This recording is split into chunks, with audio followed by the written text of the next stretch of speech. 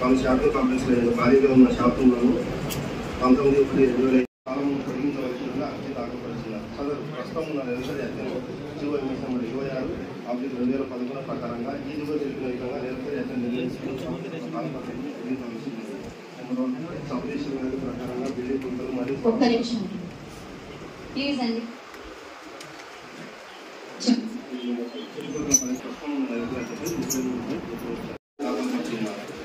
సదరు ప్రస్తుతం ఉన్న నెలసరి అధ్యయనం జీవో ఎమ్మెల్సీ నెంబర్ 56/2011 ప్రకారంగా ఈ జీవో తెలిపిన విధంగా నెలసరి అధ్యయనం నిర్ణయించి 3 సంవత్సరాల చుట్టుపక్కల పరిసర ప్రాంతాల అధ్యయనం ప్రకారంగా ప్రస్తుతం ఉన్న నెలసరి అధ్యయనపై 30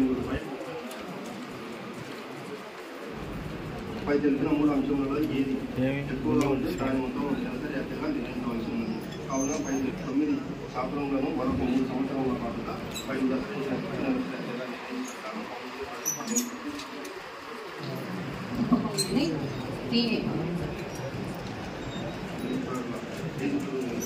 గడువు ముగిసిన షాపింగ్ ప్రస్తుతం ఉన్న నెలసరి అధ్యయనపై 33% గురించి 3 సంవత్సరాల కాలంలో పొందవలసిందిగా అర్జీలు దాఖలు చేస్తున్నారు. సదరు ప్రస్తుతం నెలసరి అధ్యయనం జీవో ఎమ్మెల్సీ నెంబర్ 56/2011 ప్రకారంగా ఈ జీవో తెలిపిన విధంగా నెలసరి అధ్యయనం నిర్ణయించి 3 సంవత్సరాల కాలపరిమితులు పొడిగించవలసి ఉన్నది. నెంబర్ 1 సబ్ రిజిస్టర్ వాల్యూ ప్రకారంగా బిల్డింగ్ కొలతలు తెలిపిన 3వ కావున 3 సంవత్సరాల పాటు పొడిగిస్తాను. ప్రస్తుతం రిజిస్టర్ ఎవరు బకాయిగా తెలిపిన 26 షాపులను మరొక 3 సంవత్సరాల పాటుగా 5 దశల నుంచి పెంచి నెలసరి అధ్యయనం నిర్ణయించుకున్నాను. కౌన్సిల్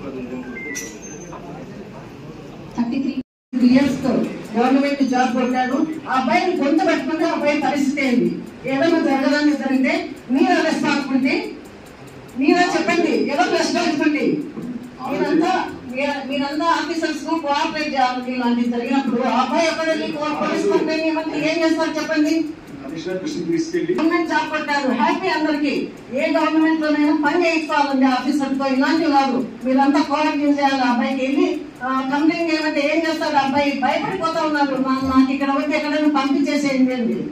ఈ 5 years లో ఎప్పుడైనా ఇలాంటివి జరిగాయో చెప్పండి. జరిగాయా? గతంలో జరిగాయి ఇలాంటివి?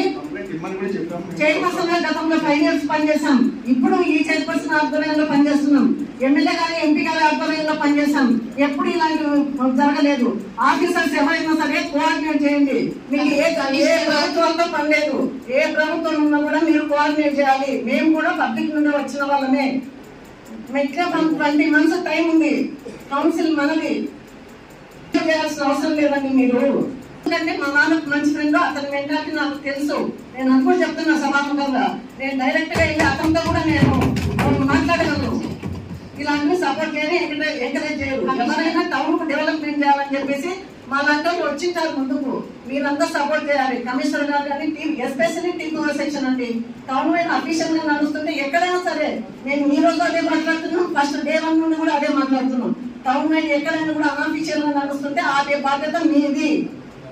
ఏంటండి గొంతు పట్టుకోవడం నాకు అర్థం కావడం లేదు. చిన్న అబ్బాయి, అక్కడ చిన్న పిల్లడు, అబ్బాయి ఏజ్ మద్దతు చేసే వాళ్ళతో అబ్బాయితో గొంతులు పెట్టిస్తే ఇక్కడ చూస్తూ ఉండాలనుకుంటున్నారా? ఇది కాదండి సంస్కారము. వచ్చిన తర్వాత మనం పబ్లిక్ రెస్పాన్సిబిలిటీ ఏదైనా కూడా మనం వచ్చిన తర్వాత ప్రజాప్రతినిధులుగా మనం బాధ్యత నెరవేర్చుకొని వెళ్ళాలి. దానికోసం మేము 100% సపోర్ట్ చేస్తాం. అభివృద్ధి చేయడంలో 200% సపోర్ట్ చేస్తాం. ఏ గవర్నమెంట్ ఉంటే కూడా. ఆ రోజున నేను చైర్పర్సన్ గా వచ్చిన రోజు టాప్ 10 లో 3rd place లో మన మున్సిపాలిటీ ఉండింది. వర్ష మున్సిపాలిటీలో మధుసూదన్ రెడ్డి ఒక IAS ఆఫీసర్ నన్ను లేచి నిల్చోబెట్టాడు. ఆల్ చైర్పర్సన్స్ మీటింగ్ లో మీరేం చేస్తానండి ఇలాంటిది అంటే ఫస్ట్ ప్లేస్ లో తీసుకొస్తాను సార్ అని చెప్పేసి ఆ రోజు నేను మాట ఇచ్చిన పరంగా, ఆ రోజు నేను వైఎస్ఆర్ టైంలో ఉంటే కూడా టీడీపీ గవర్నమెంట్ చంద్రబాబు నాయుడు నుండి ఆ రోజు నేను ఫస్ట్ ప్లేస్ లో అవార్డు తీసుకొచ్చాను మన మున్సిపాలిటీకి. పార్టీలకు అతీతంగా ఆలోచించారు. అట్లాంటివి అప్రిషియేట్ చేయాలి మనం. ఇట్లాంటివి కాదండి. టీపీఓ సెక్షన్ ఉండేది దేనికి? నేను దేవం నుండి కూడా ఇదే కోరుకుంటున్నాం. చేస్తాడండి చిన్న పిల్లోడు. ఆ పిల్లోడు ఏం చేస్తాడు చెప్పండి? పనిచేసే వాళ్ళు వీళ్ళు వేరే వాళ్ళు కౌన్సిలర్స్ వచ్చి అక్కడ ఇన్వాల్వ్మెంట్ చేస్తే చూస్తూ ఊరుకుంటామా? మాకు ఆ కెపాసిటీ లేదా? అట్లాంటివి కాదు చేసుకోవాల్సింది.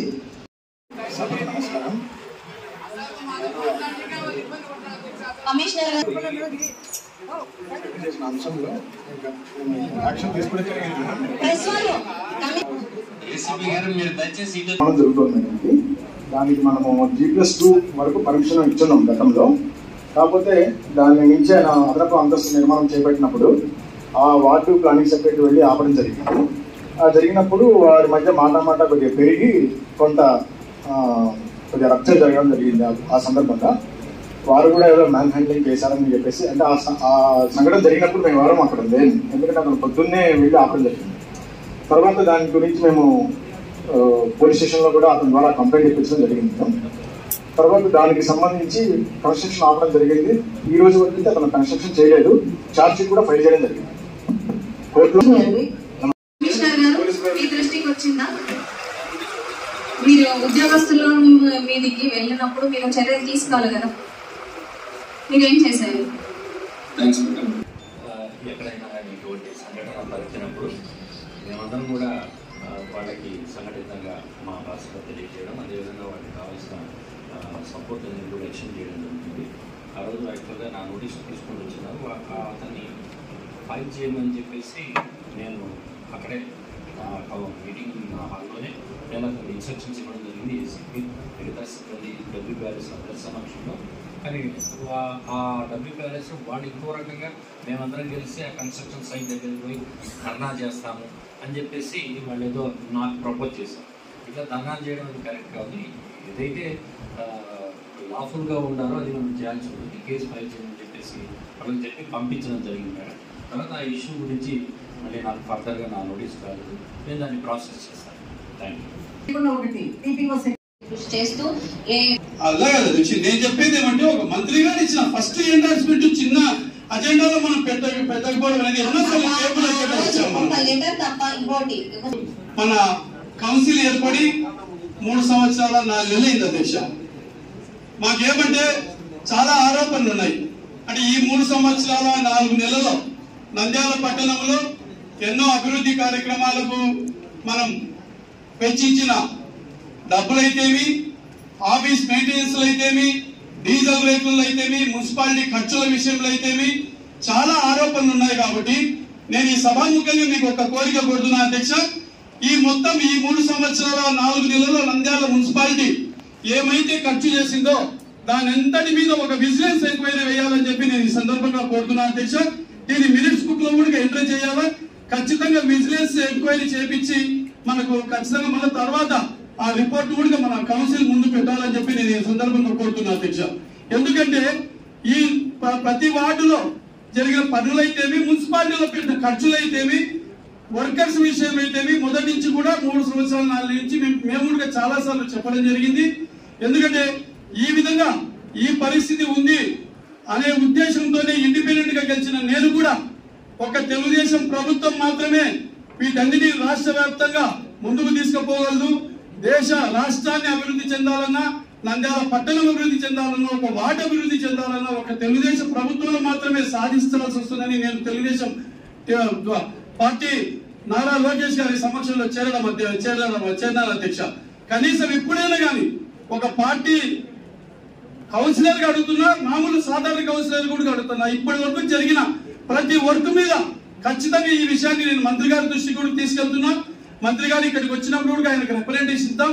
మనందరి తరపున కూడా విజిలెన్స్ మంచి ఒక విజిలెన్స్ ఆఫీసర్ తో దీని మీద ఎంక్వైరీ చేయాలని చెప్పి నేను ఈ సందర్భంగా కోరుతున్నా అధ్యక్ష. ఖచ్చితంగా దాని మీద మీరు ఏం స్టెప్ తీసుకుంటారు, విజిలెన్స్ ఇస్తామంటారా ఏమంటారో కూడా దయచేసి మీరు చెప్తే బాగుంటుంది అధ్యక్ష. 310 నూనెపల్లి సర్వే నెంబర్ లో ఒక అపార్ట్మెంట్ కడుతున్నారు అధ్యక్ష. కానీ అది తెలిసిందంటే అక్కడి నుంచి వాళ్ళు ఫోన్ చేస్తున్నారు, ఈ అపార్ట్మెంట్ కంప్లీట్ రూల్స్ కు వ్యతిరేకంగా కడుతున్నారు, సర్వే నెంబర్ 310లో 50 సెంటర్లో కడుతున్నామన్నారు. కానీ ఇప్పుడు వచ్చేటప్పుడు నాకు ఫోన్ వచ్చింది కాబట్టి నేను అక్కడ విజిట్ చేయలేకపోయాను అధ్యక్ష. విజిట్ చేయాలా, టీపీఓ సెక్షన్ ఖచ్చితంగా అక్కడ పోయి వాళ్ళు ప్లాన్ ప్రకారం కడుతున్నారు లేదా దాన్ని ఖచ్చితంగా చూడమనండి అధ్యక్ష. చూడాలి అధ్యక్ష. ఎందుకంటే ఈ రోజు మనం ఇస్తాను. ఇప్పుడు మీరు గౌరవ సభ్యులు చెప్పినట్టు కూడా మనం ఏం చేస్తున్నామంటే, వాళ్ళు ఫౌండేషన్ తీసినప్పుడు పోయి ఆపట్లేదు అధ్యక్ష. మనం వాళ్ళంతా 3/4 భాగం కట్టిన తర్వాత పోయి ఆపుతున్నాం. ఈ రోజు కూడా ఇప్పుడు అక్కడ ఏ సమస్య జరిగిందో ఆ సమస్య తీసుకోండి, మొదలు పెట్టి ఎన్ని నెలలు అయింది అంటే ఎవరి ప్రభుత్వంలో అది మొదలు పెట్టారు? ఆ ప్రభుత్వంలో ఉన్నప్పుడు మనం ఎందుకు ఆపలేకపోయినాం? ఈ పాపం ఎవరిది అనేది మనం ఆలోచించాలా. ఈ రోజు అధికారులు బలి అయ్యే పరిస్థితి వస్తుంది. సభ్యులు వేరే వాళ్ళు సరే వార్డ్ డెవలప్మెంట్ కు తప్పకుండా నేను కానీ కృషి చేస్తాను. నా వంతు సహాయ సహకారాలు ఎల్లప్పుడూ ఉంటాయని అంటే ఎన్నో సార్లు మనం టేబుల్ అజెండా పెట్టిన సందర్భాలు ఉన్నాయి అధ్యక్ష. అంటే ఒక ఒక్క నిమిషం అంటే అజెండా అనేది మనకి ఎంత ఉంది ఎలక్షన్స్ అయిపోయిన తర్వాత. అందుకే ఏ వార్డు వర్కులు కానీ ఈ రోజు పెట్టలేదు. ఎక్కువ మంది రాటిఫికేషన్స్ లాస్ట్ మంత్ జరిగినవి ఉన్నాయి కాబట్టి ఒకసారి అధికారులతో చర్చించిన తర్వాత ఏ వార్డులో సమస్యలు ఉన్నాయో తప్పకుండా దృష్టిలో పెట్టుకొని అవి అజెండా తీసుకొస్తానని ఈ సందర్భంగా తెలియదు. ఎన్నికలలో రాష్ట్ర ప్రజలంతా ముక్తకంఠంగా వైనాట్ 164 అంటూ ఎన్డీఏ ప్రభుత్వాన్ని ఫామ్ చేయడం చాలా సంతోషకరమైన విషయం. రాష్ట్ర ప్రజలందరికీ ధన్యవాదాలు తెలియజేస్తున్నాను. ముఖ్యంగా మన నంద్యాల ప్రజలు అభివృద్ధి సంక్షేమం తెలుగుదేశం ప్రభుత్వంతోనే జరుగుతుంది. మన నంద్యాల అభివృద్ధి ఎన్ఎండి ఫరూక్ సార్ గారి వ్యక్తితోనే మన నంద్యాల అభివృద్ధి జరుగుతుందని నమ్మి ఈరోజు 10,000 పైగా మెజారిటీతో ఈరోజు ప్రజలంతా గెలిపించడం చాలా సంతోషకరమైన విషయం. ఈ విధంగా ఈ కౌన్సిల్ సందర్భంగా నంద్యాల ఎమ్మెల్యే గారికి శుభాకాంక్షలు తెలియజేస్తూ అదేవిధంగా రాష్ట్ర ముఖ్యమంత్రి సీఎం నారా చంద్రబాబు నాయుడు గారికి డిప్యూటీ సీఎం పవన్ కళ్యాణ్ గారికి శుభాకాంక్షలు తెలియజేస్తూ ఇంకా మన నంద్యాల రాజకీయాల విషయాల్లోకి వస్తే ఒక వార్డు కౌన్సిలర్ నుంచి ప్రారంభమయ్యి 4 సార్లు ఎమ్మెల్యేగా అలాగే వివిధ శాఖలలో మంత్రిగా మన మైనార్టీ వర్గానికి చెందిన నషం మహమ్మద్ ఫరూక్ గారు ఈ రోజు మళ్ళీ మినిస్టర్ కావడం చాలా సంతోషకరమైన విషయం. ఆయనకు మరొకసారి నేను శుభాకాంక్షలు తెలియజేస్తున్నాను.